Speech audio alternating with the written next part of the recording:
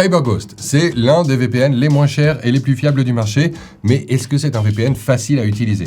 Dans ce tuto CyberGhost, étape par étape, je vais vous montrer exactement comment utiliser CyberGhost, de la configuration à l'utilisation de ses meilleures fonctionnalités. Alors tout d'abord, il faut savoir que quel que soit le forfait CyberGhost que vous choisissez, vous bénéficierez des mêmes fonctionnalités. La seule différence réside dans la durée de votre engagement et son prix. Le forfait de 2 ans est celui qui vous offre le meilleur prix. Il est entièrement remboursable pendant les premiers 45 jours, ce qui vous laisse tout le temps de tester ce VPN et de voir s'il vous convient. Cependant, pour bénéficier du meilleur prix, vous aurez besoin d'un code promo spécial. Et là, je vous ai laissé dans la description, où vous pouvez simplement scanner le code QR à l'écran pour découvrir les forfaits de CyberGhost. Vous devez maintenant télécharger l'application. Moi, je vous recommande de le faire directement depuis le site web afin d'obtenir la dernière version. Vous pouvez choisir n'importe quel système d'exploitation dans ce petit menu déroulant. L'installation est plutôt simple, et je dirais même très simple. Elle ne prend qu'une minute ou deux.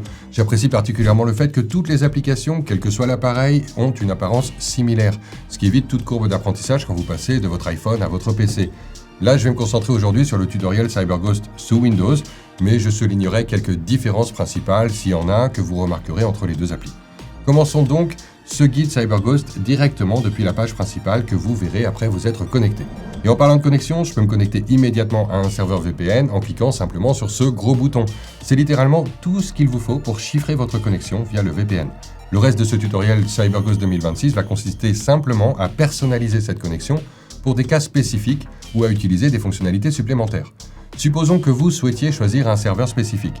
Développez alors cette vue de l'application ici et vous verrez des milliers d'options. Alors que la plupart des VPN vous laissent libre de choisir ce dont vous avez besoin, en fait CyberGhost vous facilite assez la tâche en classant ces serveurs par catégorie.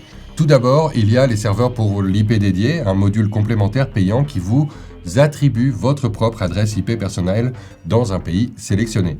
Les serveurs NoSpy ensuite sont entièrement détenus et gérés par CyberGhost depuis son siège social en Roumanie, mais il ne s'agit pas seulement d'une garantie de confidentialité supplémentaire, ils utilisent également du matériel haut de gamme. Vous pouvez donc vous attendre à bénéficier des meilleures vitesses de connexion. Les serveurs pour le gaming permettent de réduire le ping par rapport à une connexion VPN classique, mais veillez à choisir un serveur qui soit quand même proche pour que ça fonctionne correctement. Les serveurs pour le torrenting sont optimisés pour le trafic P2P et situés dans des pays où les lois sur le torrenting sont plus favorables qu'ici. Les serveurs pour le streaming, forcément ils facilitent l'accès aux bibliothèques de streaming étrangères. Chaque serveur est optimisé pour une plateforme spécifique, ce qui par rapport à d'autres fournisseurs VPN réduit considérablement les problèmes techniques. Quel que soit le serveur que vous choisissez, votre connexion sera probablement alimentée par le protocole WireGuard, qui est actuellement l'option la plus rapide du marché. Si on examine les paramètres, il y a une option permettant de modifier ça, mais gardez à l'esprit qu'il s'agit généralement d'une régression en termes de vitesse et même de sécurité. Donc je vous recommande plutôt de consulter les paramètres de confidentialité et les règles intelligentes, les Smart Rules. Pour ça, vous pouvez y activer un bloqueur de pub afin de réduire considérablement le nombre de publicités qui s'affichent quand vous naviguez sur Internet. Je vous recommande vivement également d'activer le Kill Switch qui empêchera les fuites d'IP si votre connexion VPN fonctionne mal en coupant la connexion Internet de votre appareil.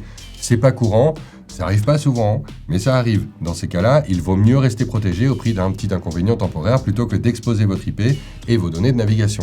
Gardez également activé le paramètre de prévention des fuites DNS. Et voici maintenant les Smart Rules. Alors là, elles vous permettent de personnaliser quand et comment le VPN fonctionne. Avec les règles de lancement, vous pouvez configurer la connexion VPN pour qu'elle s'active dès que vous allumez l'appareil. Dans la section protection Wi-Fi, vous pouvez choisir que CyberGhost se connecte lorsqu'il détecte un réseau Wi-Fi qui n'est pas sécurisé, ce qui est pratique si vous utilisez beaucoup des Wi-Fi publics au café, dans les gares, les aéroports, etc.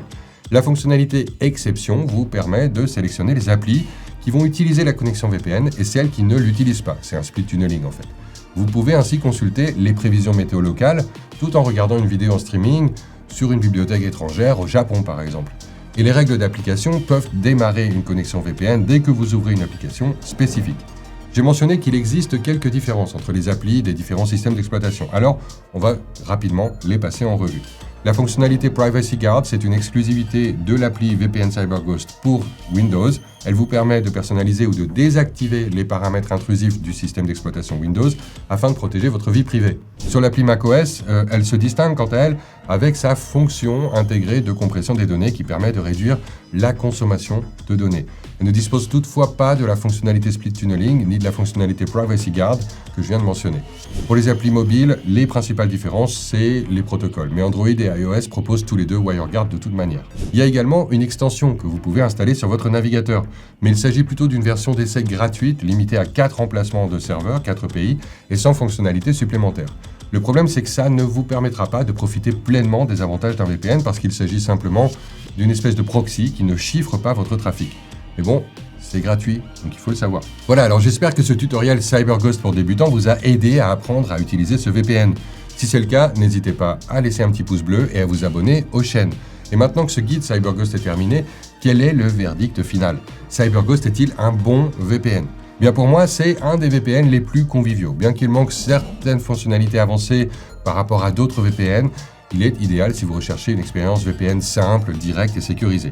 N'oubliez pas d'utiliser le lien qui est dans la description si vous envisagez d'acheter ce VPN, parce que ça vous permettra de bénéficier d'une réduction exclusive. Je vous dis à très bientôt dans la prochaine vidéo.